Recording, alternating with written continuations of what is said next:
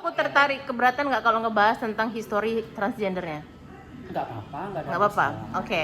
Sejak kapan kepikiran untuk maksudnya gini, transgender itu historinya gimana? Di mana? Kapan? Terus apa aja ketika itu yang dialami?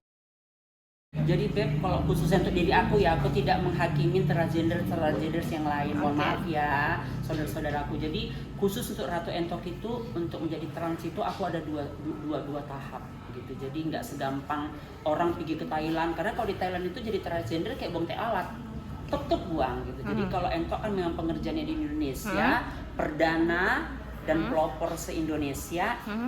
Baru dilakukan di Indonesia, khususnya Entok berdomisili di Medan itu ya baru Entok. Jadi memang programnya prosesnya panjang banget.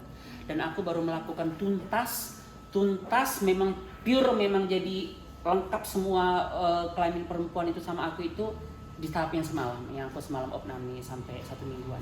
Yang baru-baru ini. Ya. Artinya dari tahap awal sampai sekarang berapa Itu lama?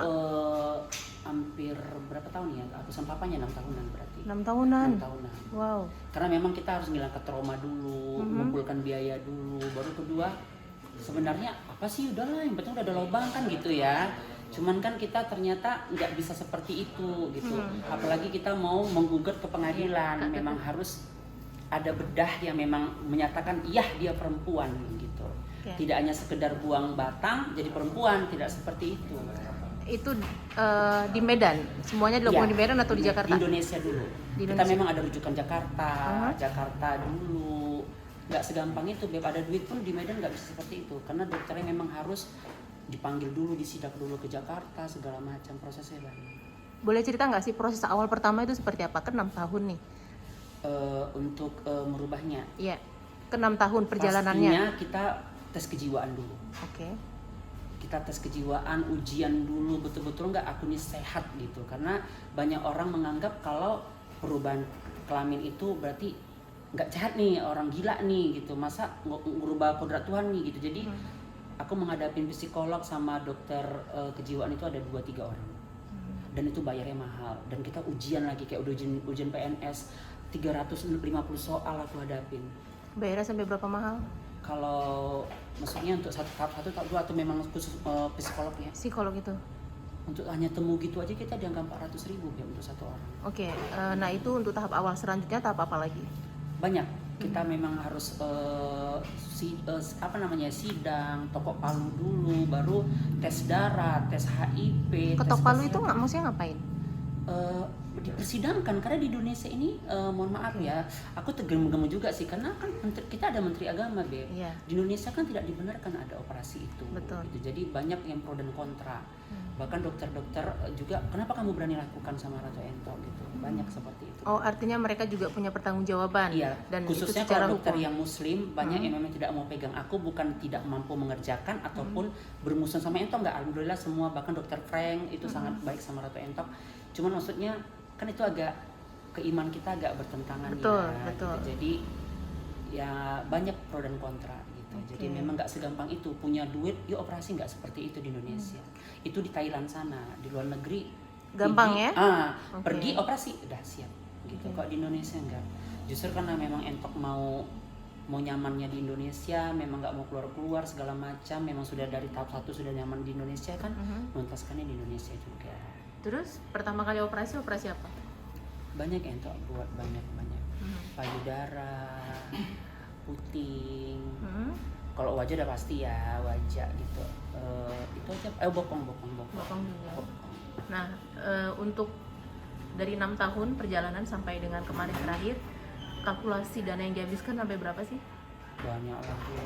Kisaran Untuk miliar. yang terakhir aja lah, Beb ya. Yang terakhir ini aja untuk mentuntaskan memang gitu kan. Gitu, Iya. itu 200. 200 juta. Nggak ikut ono ini kucrut ya, Beb. Nggak ikut psikolog, nggak nengok yang tahap satunya lagi, biaya sehari udah ribet lah gitu. Pokoknya kalau yang semalam terakhir ini aja, itu 200 dah. 200 juta habis. Jangan sebut rumah sakitnya lah. Iya. Nggak sebut rumah sakit. Karena memang kan dokter ini. Pokoknya yang terakhir itu menyempurnakan itu supaya aku bisa gugat ke pengadilan itu di angka 200 juta. Artinya kalau ada something happen in the future karena operasi itu ada bisa menggugat ya. Iya, baru pun kita kan memang harus ada pernyataan memang iya ini perempuan gitu. Tidak bisa hanya potong batang ada lubang jadi perempuan, nggak seperti itu transgender situ nggak bisa. Memang Berarti dia memang harus jadi kelamin perempuan. Secara hukum bisa. Jadi kuat. Jadi kalau mau gugat ada juga pertanggungjawaban dari rumah sakit memang dia udah jadi perempuan gitu. Jadi Kak, setelah itu Jadi pengadilan nggak bisa operasi tolak. yang di jalan listrik sana untuk pergantian nama itu apakah sudah disidangkan juga? Apa untuk tahap berikutnya? Nanti itu harus dari rumah sakit dan dokter. Oke, rumah sakit ready karena memang kita sudah ada keluar semua surat, memang kita waktu bayaran kan semua ada, tapi itu kan tidak bisa dibawa ke pengadilan. Jadi memang harus dokter bedahnya Berarti itu yang tahapan selanjutnya menyatakan iya, dan itu gak gampang. Tunggu proses dia balik lagi, dia ke Medan dulu, ke Indonesia dulu. Oke. Gitu. Artinya ada dokter yang dari luar juga? Atau Ada, semua? kayaknya. Ada. Iya, karena Dari yang luar megang negeri untuk dari satu mana? operasi trans itu nggak satu dokter. Oke. Dokter anestesinya betul-betul memang eksklusif ya, karena kita kan operasi besar ya. Kita dimatikan aja kurang lebih hampir 1 harian, Beb. 15 jaman gitu kan. Jadi di tahap 1 dulu aku agak lebih cepet, lebih cepet. Jadi tahap 2 ini kan betul-betul memang penyempurnaan gitu kan, memang lebih lama. Berarti ada 2 kali operasi. Iya, untuk 2 kali operasi. Nah, kalau secara pribadi nggak punya pasti kan operasi besar nih 15 jam dimatikan. Takut nggak? Kalau operasi itu misalnya gagal sebelum itu ya punya Aku punya bahkan perasaan itu sempat nggak? nggak mau hidup lagi, Beb, waktu yang terakhir ini gitu. Kenapa? Karena rasanya sakit kali gitu. Terserah ya, kalau mohon maaf kalau sesama iman kita menganggap ini lelucon, tapi ini benar gitu. Rupanya ini benar gitu, Beb. Kalau fisik kita dirubah itu, arwah kita itu mau masuk kayak nggak mau, dia kayak sakit kali, Beb. Jadi aku keluar ICU itu jam 8 malam, masuk aku jam 7 pagi. Jadi waktu mau masuk ke roh ke badan aku itu jam 11 malam. Jadi aku transisi mau masuk nggak masuk nyawaku itu 3 jaman. Aku nggak ngerti itu aku beralusinasi, tapi itu fakta, Beb, bahwa fisik yang dirubah itu memang arwah itu sangat sakit sekali. Jadi seperti banyak ini kotak-kotak di depan aku itu, seperti tangan-tangan cumi-cumi tak apalah pokoknya bayangan gitu kan. Jadi kotak badanku itu sebelah kanan, Beb. Jadi sebelumnya aku memang udahlah ya gitu, mau batal aja operasinya. Ataupun suamiku nggak nuntut apa-apa, cuman aku memang harus rubah kan, nggak mungkin dong KTP ku gitu terus. Aku juga kan nggak kepengen kelamin aku cacat kayak gini gitu. Jadi aku mau masuk seperti nggak mau lah, sakit kali gitu, nggak mau, aku nggak mau masuk, sakit kali gitu, udahlah aku mau mati aja lah gitu. Jadi aku ngomong lagi, Beb, di hatiku itu ngomong lagi, kau Ratu Ento, kau itu orang yang kuat loh, Ratu Ento itu kuat loh, tapi sakit kali, aku nggak masuk. Aku disorong-sorong, ini ada kotak, ini banyak ini, Beb. Aku sadar aku tuh di ruang ICU gitu, tapi mata kan seperti dilem ya, nggak bisa terbuka. Udah aku nggak mau masuk lagi. Kalau kau mati, anakmu siapa yang ngurus? Oh iya juga ya. Oh iya, anakku siapa yang ngurus ya? Jadi gara-gara anak aku itulah, Beb, aku mau lagi masuk ke kota itu. Jadi kekuatan aku itu anak aku. Aku masuk ke kota itu, di situ aku langsung, aduh, suster sakit kalian kan. Aku menggigil itu dipanaskan orang itu jam 11 malam. Itulah kejadian barusan terjadi sama aku semalam itu. Jadi kekuatan aku itu karena aku punya anak. Kalau aku meninggal pasti anakku jadi gembel. Suami pasti kawin lagi, istri muda pasti nguasain harta aku, anakku pasti disiksa kan gitu kan. Jadi aku mau kembali itu karena anak aku, Beb. Kalau sakitnya sakit kali, Beb. Jadi aku sadar gitu bahwa memang nggak benar merubah ciptaan Tuhan, itu nggak benar. Sakit kali, tubuh aku itu nggak mau nerima, arwah aku itu nggak mau masuk. Cuman kayak mana gitu, Beb, aku juga nggak bisa bertahan di fisik yang salah kan. Makanya aku masuk gitu, bilang nanti anakmu siapa yang ngurus. Masuklah aku, tersadar aku jam 11 malam. Sampailah aku duduk di sini itu gara anak. Dan aku sadari kadang-kadang aku berdoa, aku kafanin fisik aku yang dirubah, bagian dalamnya juga aku kafanin, aku suruh kubur suami. Aku bisa bilang sama Allah, bener nggak benarnya mohon jangan ini ya, untuk masalah ini aku jangan dihujat. Aku pengen pakai mukena ya Allah sholatnya gitu, makanya aku menyempurnakan gitu. Karena anakku bilang, mah yuk kita sholat mah, ayo mah sholat, rumah aku semua sholat, Beb. Sampai pembantuku kalau tinggal sama aku harus sholat ya, aku bilang gitu. Jadi asisten rumah tanggaku itu harus sholat semuanya. Jadi aku kan kadang kepengen sholat, cuma aku bingung Tuhan, aku bingung gitu. Makanya dengan ini baru aku tekad. Orang mau bilang kan terima nggak terima itu nomor 2. Aku yang punya Allah gitu kan, aku yang punya Tuhan. Dari sini aku ke depan memang sholat pakai mukena gitu. Walaupun banyak trans yang lain nggak mau sholat pakai mukena, ya itu urusan mereka gitu. Oke, terus sekarang sudah merasa sempurna dengan Sempurna. transgender itu gimana? Sempurna. Feel-nya gimana? Sudah Feel-nya tidak lebih was-was nyaman. lagi? Aku lebih kayaknya tentram gitu, cuman jujur aku sedikit agak melemah gitu, nggak bisa kayaknya kalau dulu aku mau dijak bertumbuh aja ya gitu kayaknya gitu. Tapi terjadi yang setelah ini dan arwahku itu seperti itu yang kurasakan itu Beb, kayak aku melemah gitu, lebih soft, aku merasakan aku lebih soft gitu.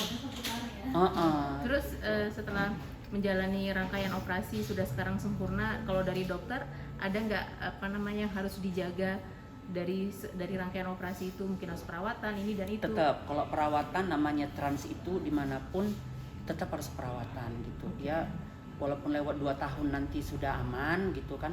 Sebenarnya aman kami cuma 6 bulan, tapi 2 tahun itu dokter tetap harus kontrol ya Ratu gitu, karena kan kita mencegah supaya nggak ada infeksi-infeksi ke tubuh-tubuh yang lain gitu. Baru dia paling-paling mau mengajarkan kebersihan lebih daripada perempuan seutuhnya, mainnya jangan sama udah gitu-gitu aja.